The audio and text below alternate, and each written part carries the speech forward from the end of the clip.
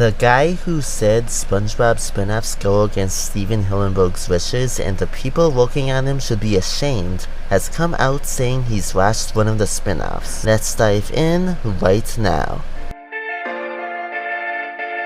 A lot of you are probably aware of the widely spread around quote by his pal Tibbitt from his Twitter that has lived on to grow in infamy in the cartoon community, dividing SpongeBob fans into people who defend Camp Coral and other SpongeBob spin-offs, and people who protest the creation of spin-offs, alleging that they go against the creator of SpongeBob, Steven Hillenburg's wishes. I've already made a video on why I don't think SpongeBob spin-offs are really that big of a deal. My audio quality sounded pretty bad in it, but it's a pretty well-researched video. Check it out if you want to. Anyways, in an interview hosted by The Art of SpongeBob, Paul Tibbitt was recently asked about modern SpongeBob, if he's seen any post-sequel stuff, and what he thinks of it. Paul Tibbitt had an interesting response. Well, to be honest, I haven't seen any of the episodes since I left. At first, it was just too sad for me, missing Steve, but then I just got involved in other things. My TV viewing is mostly regulated to horror movies because I can't keep up with all my favorite shows, just not enough hours. So like I said, all of those folks I left behind are supremely talented, and I'm sure they are probably doing a lot better than I did. I did see one episode of The Patrick Show, and it made me laugh pretty hard. Many people have boycotted and refused to watch Camp Coral because they believe spin-offs go against Steven Hillenburg's wishes because of the tweet Paul Tibbitt posted. I don't mean to throw shade at Paul Tibbitt. He's done a lot of good for SpongeBob, and if it wasn't for his hard work after the first movie, SpongeBob wouldn't still be here today. But nowhere in this answer does he reiterate or retract or even bring up his previous allegation about spin-offs of SpongeBob, and the fact that he watched an episode of the Patrick Star Show, the fact he even did this interview about SpongeBob in the first place, makes me believe that it seems like he could have talked it out behind the scenes or changed his mind on what he believes his old friend and business partner would have wanted. Either way though, we might never know if Steven Hillenburg would have approved of Camp Coral or the Patrick Star Show, but that's okay. There are plenty of franchises that have sadly outlived their creators, and we don't know how different some of them would be now if their creators were still around to this day. And at the end of the day, when SpongeBob eventually falls into fair use and anyone can legally make their own SpongeBob reboots and spin-offs, will any of this even matter? I hope I'm making sense in this video. I'm tired of seeing people bringing up what some guy would have wanted to justify not watching something they wouldn't be interested in watching anyways when you didn't even know the guy. Who are we to put words in Steven Hillenburg's mouth?